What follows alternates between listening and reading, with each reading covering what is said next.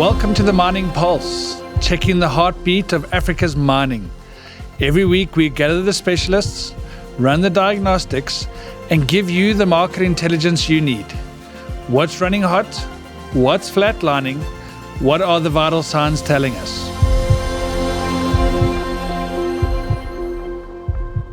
Welcome to a very special edition of the Mining Pulse. Today we're joined by Professor Jacobs, who's a geotechnical engineer at the University of Pretoria. He's got a PhD from Cambridge in the UK, and he's currently focused his research on liquefaction and failure triggers in tailings dams.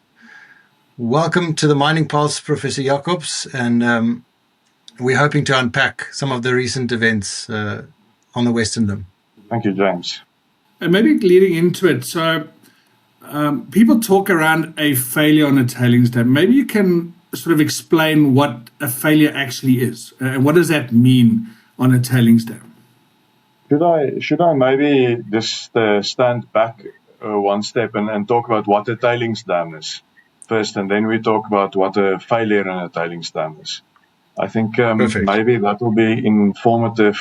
During the mining process, mines excavate or dig out a large amount of, you can call it rock, and this rock is typically then ground up into a very fine powder, which is mixed with water. Minerals or metals are extracted, and then the product that is left after the extraction is a very fine slurry or liquid slurry that they need to get rid of, and these are typically deposited in a type of dam. So when you look at the picture on the top left, you can see that there's a wall around the entire perimeter of this dam, and then tailings is deposited into that. So when I talk about tailings, I mean this mixture of the fine ground up rock flour and water. So you can have a wall around the entire structure like this, or if you have sloping ground, the slope will form the wall on the one side, and you need to construct the wall on the other side. Or you can also have a valley, which is a situation similar to a normal dam, where you have a dam wall in this area over here, and then the natural valley will form the containment, allowing all this material to be accumulated. So when we build the tailings dams, there are various ways in which they can be constructed, but we typically place the very liquid slurry. This is then allowed to dry out, and then the dried out product is then used to raise the walls.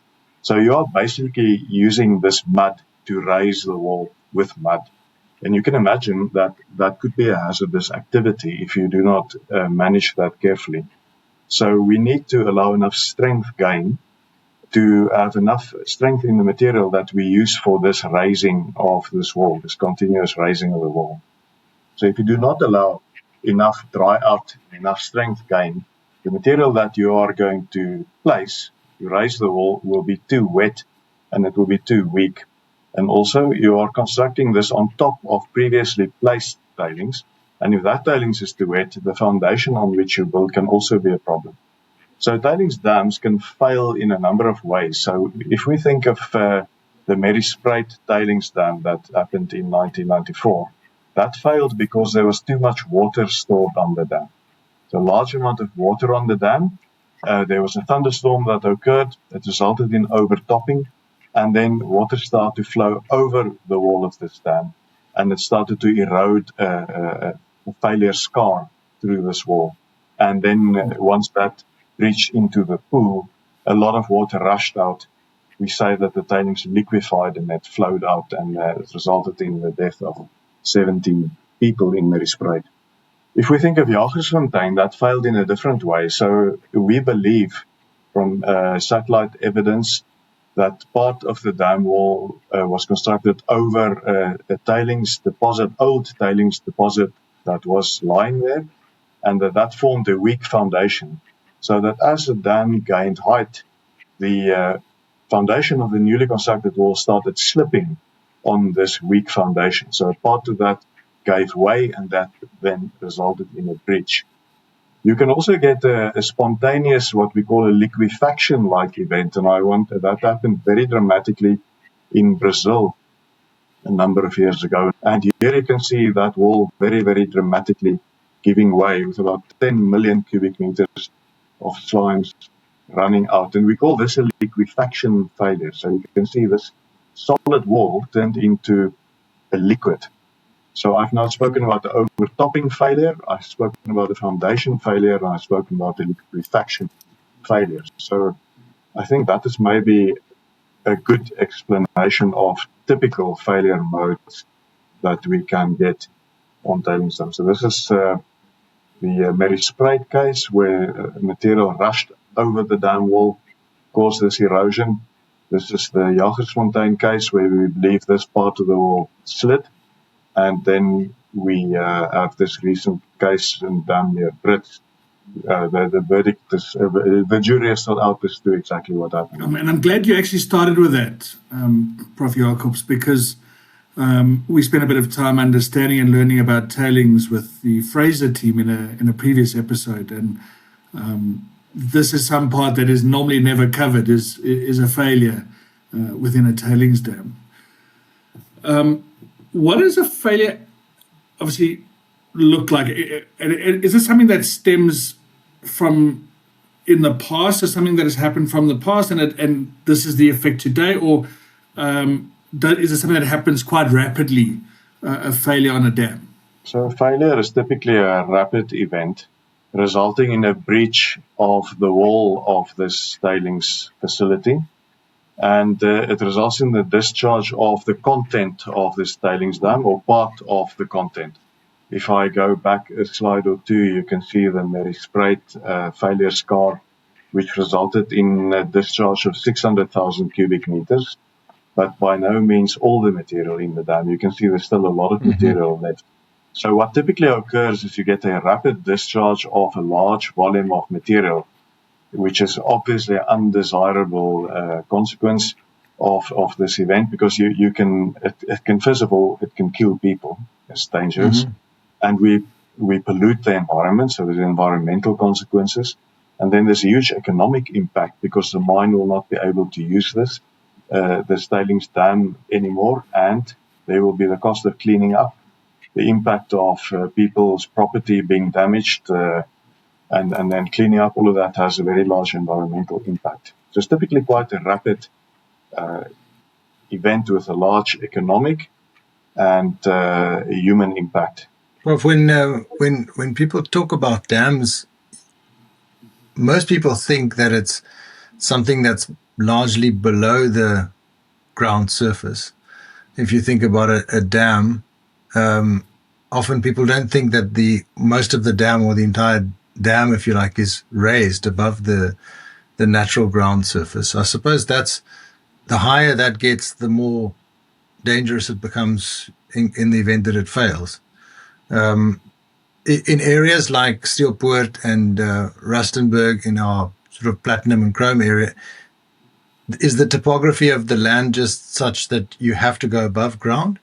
Yeah, in general, if you look at most of our mining areas, if we think of the Western Free State near Welkom, if we think of much of the Witwatersrand, the West Rand, also the East Rand, we've got the area in Johannesburg, there are often no valleys available which can be dammed up to create a sort of receptacle to store this material. And you need to construct what we call a ring dike. So this ring dike will be this containment that you provide on level ground, and you then need to place the material in this ring dike, and as that naturally results in this growing in height over time. So it is likely to extend significantly above the topography. And when we think of a conventional dam that holds water, like a irrigation dam, you'd think that wall is built with some kind of engineered concrete or something. But when we build tailings dams, just for people who don't know, just could you explain, like, do we add anything to help with the structure of the wall, or is it literally just the fine tailings that we use to build the dam wall? I've got a useful slide that I can share with you in that respect. This shows three methods by which we can construct a tailings dam. So when we look at the top method here, we will start by constructing that piece of wall that I am pointing out over there. And we call this method downstream construction because we are raising this wall outward from the footprint of the dam. So the original wall is placed in this area here. So that is the original wall. And then material is deposited in the dam on the left-hand side. And then we raise this wall like that. And then there's more place to accommodate material that we can place there.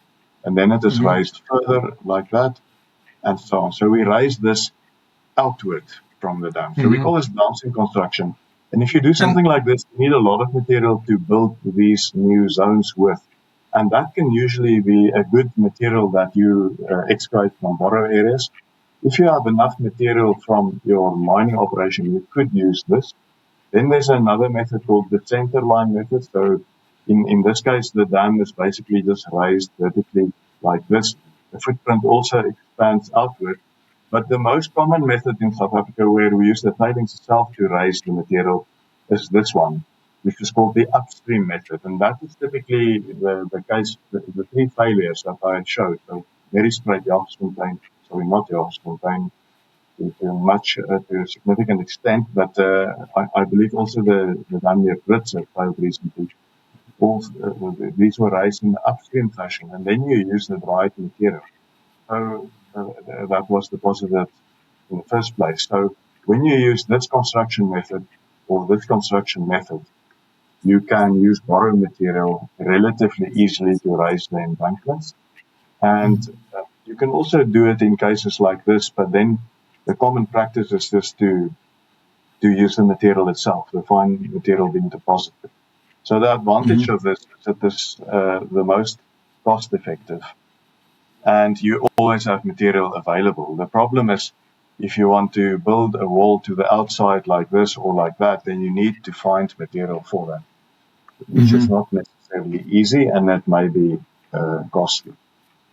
So that is why the bottom method, called the upstream method, is by far the most common in this country. Understood. And so if we are building it then with only the material that's available, do we size that material on the dam wall so that the coarser stuff goes to the wall side and the finer stuff goes inside? Or is it just, or how does one go about constructing that wall with this mixture of water and slurry? There are a few methods by which we can construct this material. So the one method is by what we call a day wall operation. So during the day, when you have supervision on the mine or on the dam, you would place these outer walls. And you will then, during the night, when you don't have supervision, you will open pipes and you will discharge the fine-grained material that will be accumulated in the middle here. So that's done during the night. And then what would typically happen is your coarse materials would deposit close to the wall, and the finer material is going to flow closer to the inside of the dam where we have a penstock. So you can see the little triangle here indicates that there's water there. So if you go further to the left, there's a pipe that is supposed to take the excess water off. And as a result of the deposition of material near the outer walls, the coarse material will settle out first, and the finer material will stay in suspension, so that as you move from the outside to the inside, the material becomes finer. Now, a coarse material makes a better wall, a stronger wall. So this is what we call the day wall method. I'm not going to go into too much detail about that, but you can also raise a tailings dam using cyclones, which we call it a hydrocyclone, which split the coarse and the fine material into fractions. And you will then use the coarse fraction to raise your outer walls, and the fine material will be deposited on the inside of the dam. So we typically like to use the coarser material because it is a stronger material from an engineering perspective to raise the walls. There's been a lot of interest for people to move to a dry stack tail compared to this conventional method. How do those two compare maybe for the viewers? Yeah, so in dry stack tailings, they would have a physical process, excuse me, to remove water from the tailings. So there are special plants that could basically squeeze water out from the amount of tailings that is produced, so that you get rid of much of the excess water early on before it is deposited. Now that comes at a significant cost. So you need a plant with something like presses, belt presses or something like that, that could squeeze the excess water out. And then you would often also need to have mechanical deposition on the dam, depending on the operation. So it's a much more costly operation. And when we look at tailings dams, we are producing very large volumes of tailings. So obviously the mine would like to dispose of it as economically as possible. Yeah, I mean, James and I were talking the other day about a big copper mine up in Central Africa that has a tailings dam that they reckon will have 1 trillion tons of tailings on it when they're finished. Literally. That's what they're saying. So it's an absolutely monster of a tailings dam. So I can just imagine if you're having to dispose of that much tailings, having a dry plant per se. I mean, I can just imagine that cost. Prohibitive very quickly. Yeah. No, exactly. I wanted to touch on something that you mentioned earlier, which was the impact. And this was something that, I mean, we've had a discussion with the likes of Aon, who are an insurance company, and they spoke around the insurance side, and funny, I spoke quite a bit about tailings dam. But what is the immediate effect? And let's maybe start with the mine itself.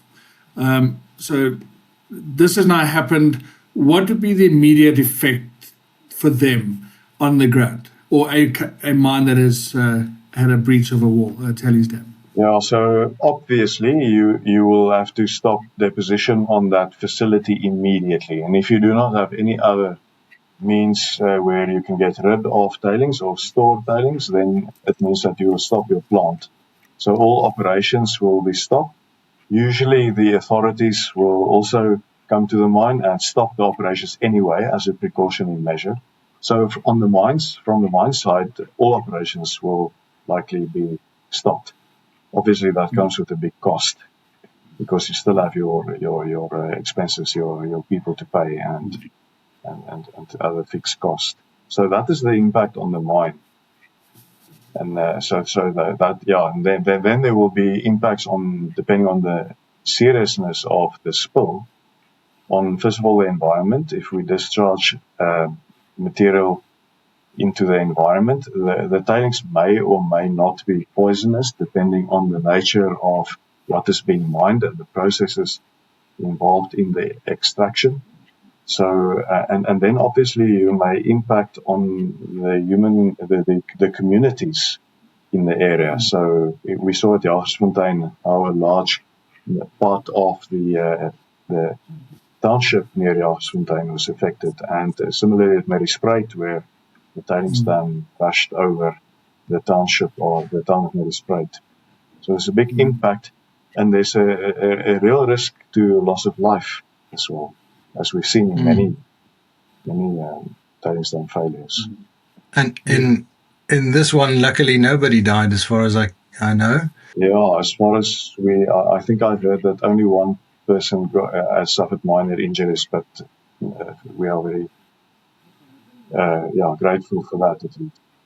That was very lucky. But what I'd like to know is, when you're an absolute expert in this field, so you look at these things and you've seen a lot of these types of dams and hopefully not as many collapses, but what was your first instinct when you saw some of the footage? Is there something that you could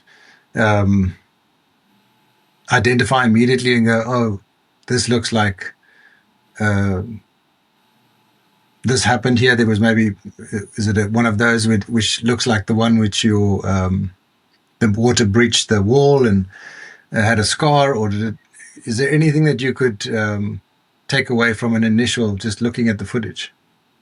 Yeah, the first, so very, very soon after the event, then obviously people start sending you WhatsApps and things like that. So the first videos. I saw video footage on WhatsApp, and what struck me is the violent nature of the outrush of mud or fluid from the event, and it reminded me very much of Jagersfontein. So if you look at Jagersfontein, there's 5 million cubic meters, 5.5 million cubic meters of liquid tailings and water released. And I just thought it resembled that quite strongly. So again, it looked like an outrush of a large volume of water. So if you have a situation like that, there could have been possibly a large amount of water stored on the dam, or it may indicate that you've had a massive liquefaction event that resulted in this outrush. So I immediately thought back to Jagersfontein, which the footage looked fairly similar. The violence with which that exited from the dam is absolutely scary. Wow. And so similarities to the Jagersfontein potentially failure mechanism, and we're just speculating. But for listeners who aren't geotechnically minded specifically, you spoke about liquefaction. What exactly happens when you see this big outrush from a? Could you explain it from a almost geotechnical point of view, but it's in simple terms for people who don't understand? So a liquefaction event, you may mistake an outrush of water from a dam also as a liquefaction event. So let's say, for argument's sake, you had a large volume of water stored on the dam, and you breach the dam, and that water would flow out. That would be a flow failure rather than a liquefaction event. But a liquefaction event works like this. So you have a tailings material which is very, very loose. So it is very fine. You can think of it as a very fine sand. We talk about very fine sand as a silt, typically. Sometimes so fine that the particles get to clay-size fraction or near clay-size fraction. So this material is very, very loose. So there's big void space between the particles, and it is all filled with water. And it is like a house of cards standing in a fairly unstable way. And if you suddenly remove the side wall, for example, from this house of cards with all the water between the grains, then this house of cards cannot stand up anymore. And you now remove the confinement, so part would collapse. And as it collapses, the water prevents the particles from gaining contact with each other. And the water is actually of such a nature that will push the particles apart from each other. And if they are not in contact with each other, they flow like a liquid. So a liquefaction event occurs in a loose material when you suddenly remove containment by taking the wall away. So it would be standing up quite okay if you have the wall in place, and if you suddenly remove that house of card collapses, and the material exerts pressure on that water.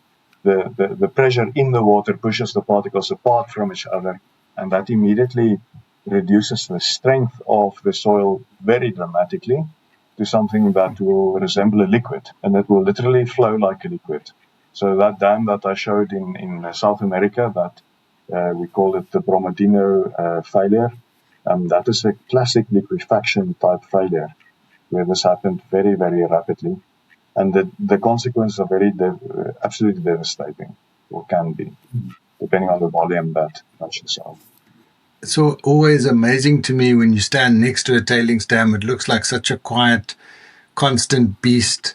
Sometimes it's 15, 20 meters high, but it seems so tranquil. It seems like everyone's so well behaved. And then you see footage of a collapse or a breach, and it's like a torrent river. It's like this hugely violent, very fluid movement of material, and it's almost you can't reconcile the two. When you look at a tailings dam and it's quiet and it's being deposited, it looks so static. Yes, no, that's absolutely true. So when we look at tailings dams, or when we manage tailings dams, very important that you follow the rules to allow proper dry out. You don't want the material as loose to be as loose as it would generally tend to be if you deposit it. So we always like to allow enough dry out. So if it dries enough, the first process we refer to as consolidation. That is followed by desiccation, which is just another word for the dry out process. And you then get negative water pressures drawing the grains together, which locks in a bit of strength. And it's important that when we build tailings dams, we try to allow that to happen so that you get the strength locked in, especially in your outer walls. Very, very important that you get that in your outer walls to provide a competent outer wall. So these dams can absolutely be built safely. But when we build these dams, it's important that you follow the rules. Okay, and who on a mine is typically responsible for this management of a tailings dam? Do they outsource it or do they do it in-house? Is there a specific role that looks after this?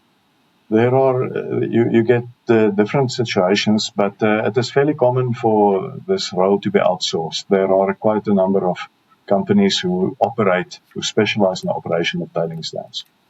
So there are mines who, in the past especially, they used to do it themselves, but it's becoming more and more common to have it outsourced to contractors specializing in this activity.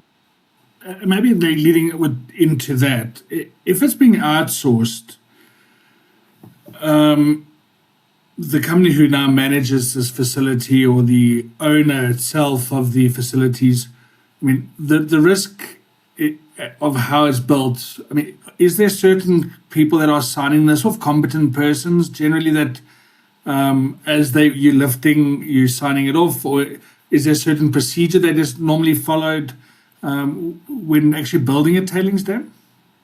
Yeah, so all tailings dams should have an engineer of record responsible for that operation, who should be an experienced engineer, preferably a geotechnical engineer with knowledge of geotechnical engineering and years of experience in the operation of tailings dams. So there should be an engineer responsible overseeing the operation. So this person may sit with the company doing the construction, but more commonly it would be a consultant, a geotechnical engineering consultant who would be appointed specifically for this purpose.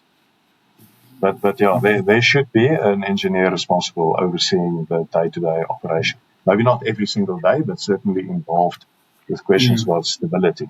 So, Prof, when we look at this specific dam, from what I can have learned over the last couple of weeks, is it seems like it's a fairly young dam. It looks like it's something which was remined or being remined, and this has only been the tailings dam, the new tailings dam now for a couple of years, I think. So it's not a particularly old dam. Is a dam more at risk in its young stage, or is it the opposite? Would we expect it to become more risky later on in its life? It depends very much on how the dam is operated. We cannot, obviously as the dam gets higher and higher, it potentially becomes more dangerous because there's more material that can flow out. But it is important that as you manage the dam, it's important that you build this outer shell, which is supposed to keep the tailings inside. And if it is done in the correct way, it is not necessarily to say that the dam will become more dangerous. It could. The risk that it would pose would generally increase over time. The consequence of failure would become worse and worse because you are simply storing more material. But if it is done correctly, I don't necessarily feel that the chances for failure would increase dramatically. That's why you need an engineer to oversee the operation. Yeah. So So it's a bit unusual for a young dam to fail in the industry. Yeah, it is fairly unusual for a young dam to fail, but I know that it depends a lot also on aspects like the rate of rise. A young dam may have grown at a very high rate. And the important thing with these dams is that you want to get rid of the excess water and you want to allow dry out. And if you build it too rapidly, then you generally do not allow for that to the required extent to have structural stability. And then in terms like freeboard are often mentioned, which is, I suppose the amount of space you leave at the top of the dam between the top of the water level and the edge of, or the top part of the dam wall, which I suppose is supposed to allow for some extent of rainwater to be collected there. And there's been talks about a rain event in August that might have been one of the triggers for this failure. Can you talk a little bit about freeboard and the importance of that, and how one would calculate? So this is a little cross-section through a tailings dam, very schematic. So you'll see very steep sidewalls. They're not really built this steep.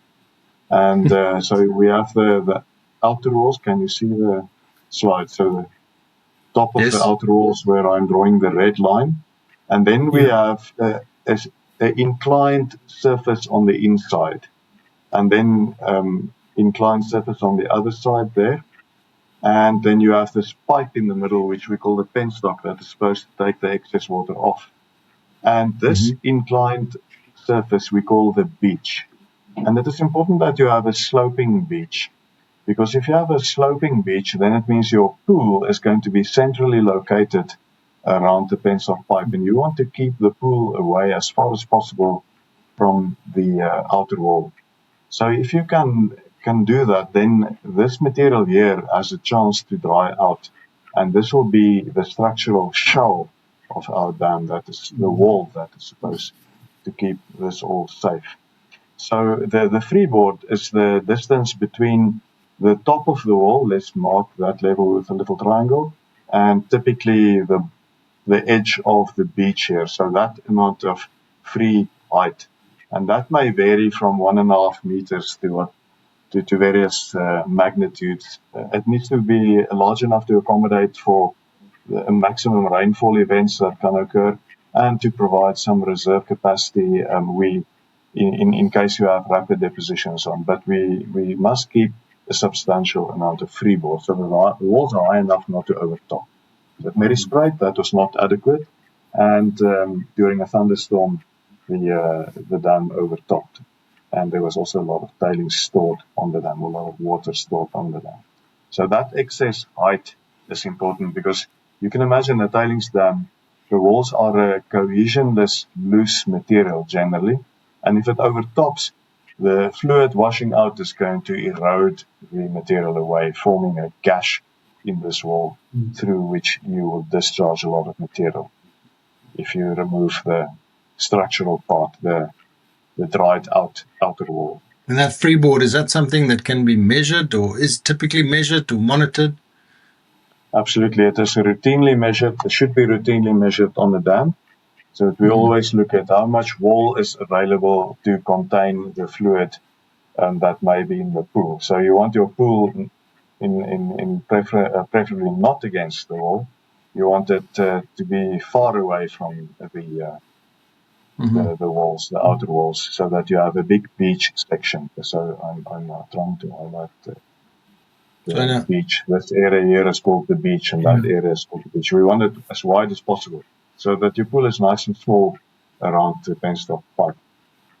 So in a well-managed dam, you'd have sufficient freeboard. There'd be a certain number that it needs to be, so many meters, to presumably to allow for a rainfall event or some kind of upset event. And then if it's well managed, when you get a bit tight, the allowed freeboard it gets a bit close to the actual freeboard, you would stop or slow down operations to give the dam a chance to recover, or what is the typical dam management? You can do a few things. You can raise your outer walls higher, or you must reduce your rate of deposition, so that you don't grow your pond too fast relative to the height of the outer walls. So you can either limit the deposition, or you must increase the rate of construction of your outer walls. And that growing of the wall, is that what they refer to as a rise rate in tailings dams? Or? Yeah, so the rate at which a dam wall is allowed to rise depends on the climatic conditions, the type of tailings deposited, the geometry of the tailings dam, and all sorts of things. But you want that rate of rise to be low enough so that the newly placed material has a chance to dry out so that it gains strength. So if you allow enough dry out, then you should have enough strength gain so that you can raise the walls on top of that higher again.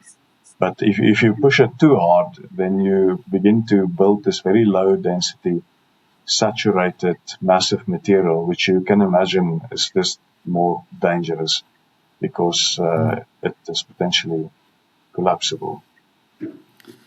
And everything you've been saying now has made me think about some of my trips into Africa, places like Mali or even DRC. You're getting in some cases in the wet season between 4 and 7 meters of rain. And I can just imagine trying to have a tailings dam in a wet season, trying to manage that kind of volume of water, within a tailings dam itself, compared to maybe the Highveld here where, big thunderstorms, but much, not as frequent as those wet seasons you're having in some of those countries. Yeah, absolutely. So if you are building dams like in Brazil, for example, where this Brumadinho tailings dam failure that I showed, that failed so dramatically, that iron tailings dam that failed there, the rainfall there is probably twice what we would typically see here in our areas. And it creates difficulty because you can imagine you cannot get proper consolidation and proper desiccation, so this dry out process is more difficult to ensure to take place if your climate is too wet. So if you go to South America today, they will not allow upstream dams anymore. So dams raised by constructing on top of previously placed tailings because of various reasons. And they had two very, very large failures in recent years in Brazil, the Brumadinho failure and then Fundão failure a couple of years before that. And they've actually banned upstream tailings dams because of their climate, and also another risk there is that's really important is earthquakes. They are in an active earthquake zone. Prof, we've seen a huge uptake in South Africa in terms of the retreating of old historic tailings facilities. If you drive around or fly over Johannesburg, you see a number of operations where guys are hydraulically mining these old yellow gold tailings dams and presumably, extracting some more gold from that, which is all good and great. I think we all want to get rid of these, eyesores around Joburg. But are they then recreating other tailings dams somewhere else from the residual waste is one question. And the other question is also in the PGM and the chrome industries, which is a bit closer to this event. We're seeing a lot of reprocessing of these facilities. A lot of chrome maybe was deposited in PGM tails in the days when they weren't extracting the chromite. And today it's worthwhile doing. So a lot of guys are going back, retreating those tailings to extract more valuable minerals, which is what the world wants and what we want. Are there specific things that make tailings dams that are being formed by reclaiming old tailings dams more hazardous?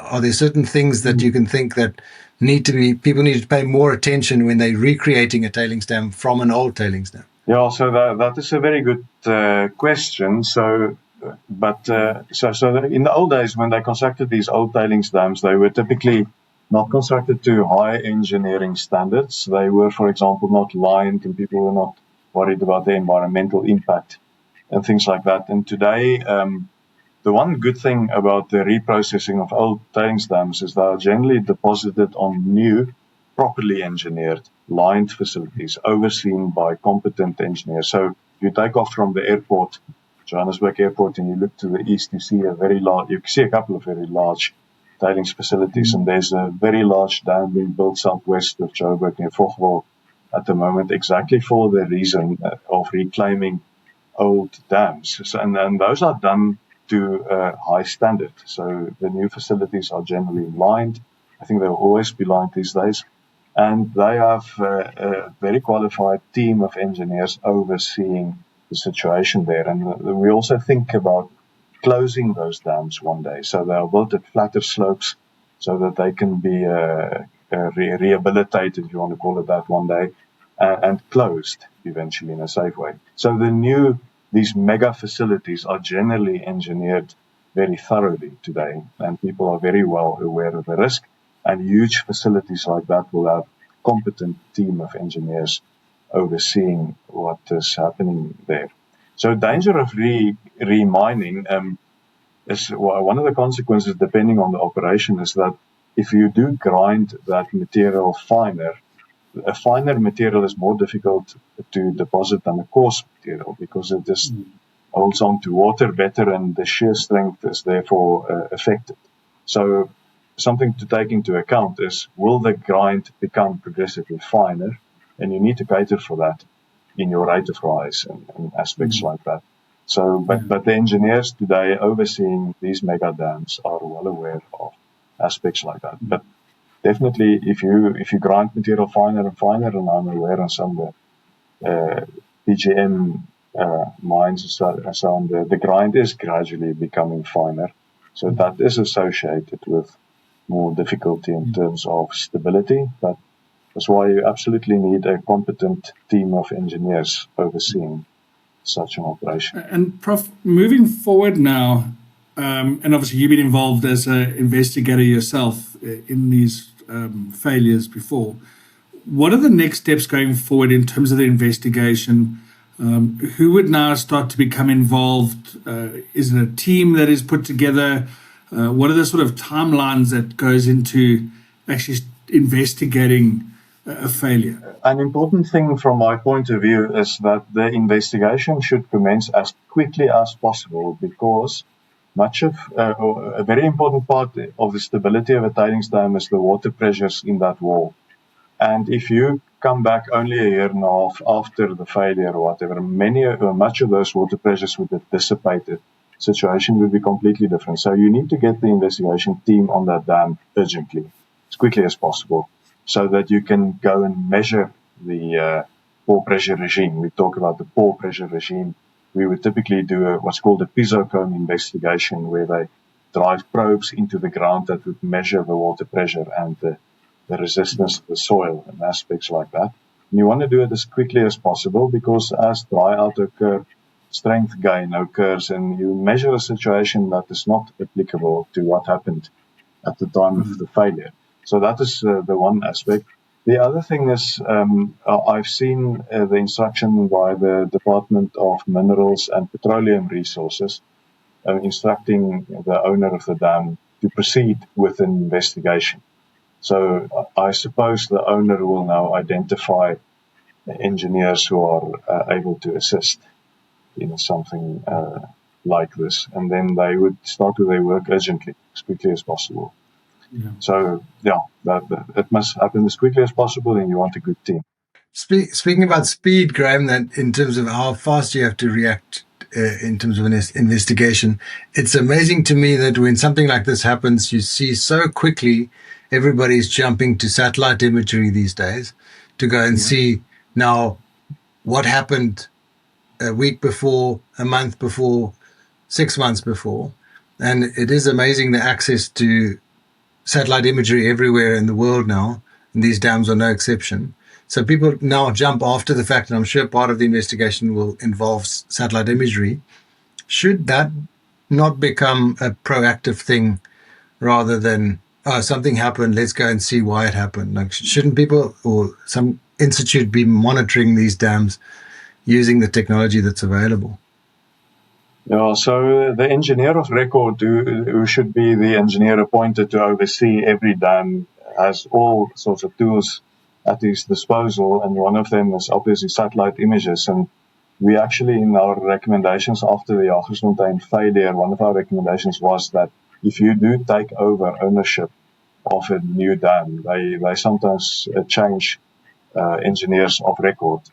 And then I would recommend that you go and download all the satellite images that you can, and you go through the history of events leading up to the current day to see what happened on that dam over time. And there are various sources. So Google Earth is the most obvious source that all of us can access. And in case of this particular dam, it's quite a good record. But you can go to nearly daily photos if you go to some other platforms. The resolution may be a bit weaker, but you can get nearly daily satellite images. And if you want to figure out what happened on a dam, it's extremely valuable. So Big Brother is watching all the time.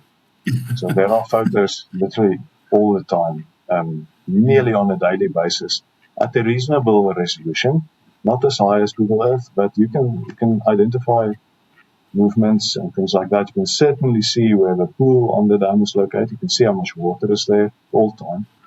Other thing that's very powerful is even if the surface appears dry, and depending on the tailings type, it sometimes may appear very dry visually. And then we can plot what is, there are various indices that the satellite images allow you to plot. And you can see the presence of wet conditions.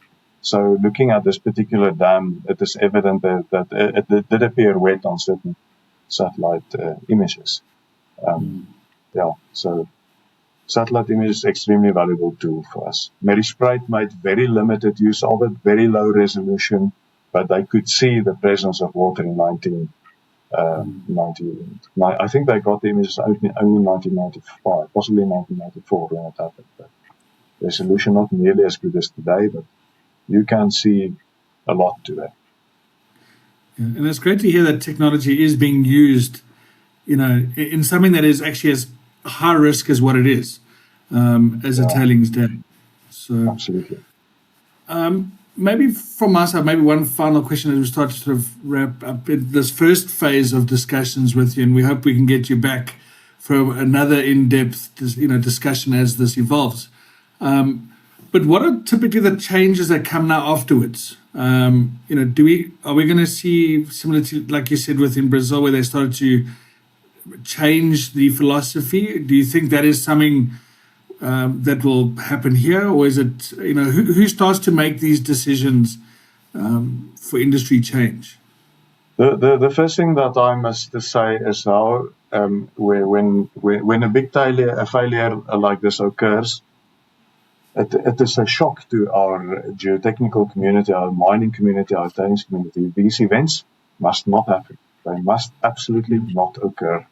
And they continue to occur not only in this country but around the world at a frequency which is completely unacceptable. So the first thing that I want to say is it is unacceptable for these events to keep taking place. So it is a bit difficult to say what exactly the next step will be, but we don't know the reasons for this failure in any detail at this point. But so what we would like to hear is from the responsible engineers, were all the boxes ticked? Did someone look after this dam in the way that someone should have looked after this? So was this managed by a proactive engineering effort or not? Was there an engineer of record appointed, and did this engineer have the necessary credentials? So without knowing exactly what happened and whether there was the required oversight or not, it is difficult to say what is going to change in the industry, because the industry is very aware. If you go to any responsible geotechnical engineering company advising people on the stability of tailings dams, there is after these large failures in Brazil, there's been an enormous effort internationally to bring these dams, the operation of these dams, to a standard that is internationally acceptable. So there's the global industry standard on tailings management, which the mines are encouraged to subscribe to. Not all mines subscribe to that. And the requirements are very onerous, but you can see these events are still taking place, and it means that we are not doing enough to stop them. So a mandatory introduction of the requirements of the global industry on tailings management requirements may be one thing that is happening. But I am aware that the geotechnical fraternity is in serious discussion at the moment about addressing this particular case. So to discuss this particular case, in my inbox on my computer is a couple of emails at the moment. We want to set up possibly a forum to discuss this. Get role players around the table, the legislators and operators and owners and consultants involved here. Should we get around the table and just try to shed some light on why this is still happening. And then the way forward must be charted. And in my opinion, if something like this happens, not all the rules were followed. We understand how to operate these facilities. In my personal opinion is, if something like this happens, I do not see it as an act of God. I do not see it as unforeseen. So I think we must look at tightening up on the regulation and the responsible engineering management of these facilities. It is unacceptable that they continue at the frequency that we see these failures occur.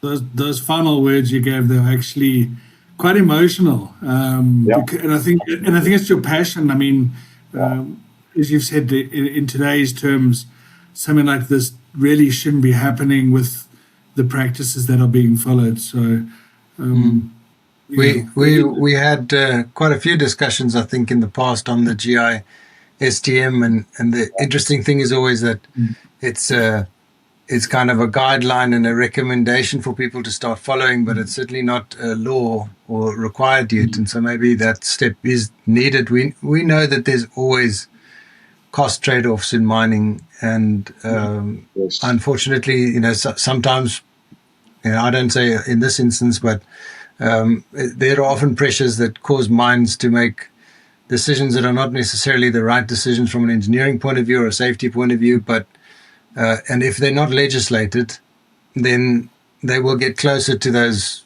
margins inevitably. Yeah. So maybe there's a little bit more oversight needed. It's interesting that you say that there's enough understanding and of how these dams work and how they should be operated, that this is something that we should be able to engineer out. Yeah, absolutely. It is when someone, in my opinion, I don't know. We understand the rules, how these facilities should be operated, and we must not take shortcuts. You can imagine, when you can refer to this as a mud pile, and this mud pile, if you are a kid and you play on the beach with a little bit of sand that you pour to create this little castle, it is a fundamentally unstable structure, and if you break the rules, it is going to come back and bite you. And we understand the rules today, so it has been documented. In this country, we have 100 years plus experience building facilities like this. We understand what can be and what cannot be done. I always smile at people who build their farms and their dwellings on riverbeds, sometimes out of necessity or convenience, because you think, well, the fullness of human history has taught us many times that every river eventually floods at some stage. But is it a similar thing with tailings dams? Are there any tailings dams that, especially these ones that are, well above surface? Is there a tailings dam you can think of that you would build your house downstream of, or is that also something that we should just avoid? That's a very good question, and I live in. I'm a geotechnical engineer, so I live in Centurion on the Dolomites. So people say you must be crazy, but I have ability or trust in my engineering capability to have engineered proper foundations for my house. And so if you are living close to a modern facility which has been thoroughly engineered, which is managed to world-class standards, which is what we should be doing, then there's no danger. There's always some danger, but there's an acceptable level of risk for you to live there safely. But if you can choose, I would choose not to live downstream of a tailings dam facility. If you look at the Witwatersrand on Google Earth, you see so many tailings dams, and they are scattered amongst our suburbs, our townships, even the CBD, close to this old CBD and parts like that. So we have little choice than to live amongst these facilities. But if it is engineered in a responsible way by a competent engineer, I believe that you have no worries. But if we develop a new township, I will not develop it next to a tailings dam. Go and put it elsewhere, out of harm's way. It's just the responsible thing to do. But that's my 2 cents worth. Prof, I mean, I think you've really laid a fantastic foundation in today's discussion, and This really is a special episode for us that'll go out, and we hope we can have you back on at some point as this further develops and have you in the actual studio with us, not digitally like it is today. But we also understand the importance of trying to educate people around what is happening, and so that there isn't any ambiguity into information and stuff. So, I mean, from our side, we really appreciate you joining us and giving us your time and your experience into this current situation. So thank you very much for joining us today. Thank you very much, Graham, and thanks, James. I really appreciate the opportunity. Thanks, Prof. It's never nice when these things go wrong, but it's nice to know that there are people in our industry who are passionate about getting it right. So thank you for the work you do. Thank you very much. I really appreciate that. We want to share thank you to our sponsor of this episode, Africa Mining IQ. And to you, our listeners, thank you for joining us on the Mining Pulse. Don't miss a single beat of the industry's critical readout. Subscribe to the Mining Pulse now on YouTube, Spotify, or your favorite podcast platform. Please leave your comments as they help shape the conversations we're having right here on the Mining Pulse. Stay tuned for the next episode as we continue tracking the heartbeat of Africa's mining industry. Stay sharp, stay informed, stay on the pulse.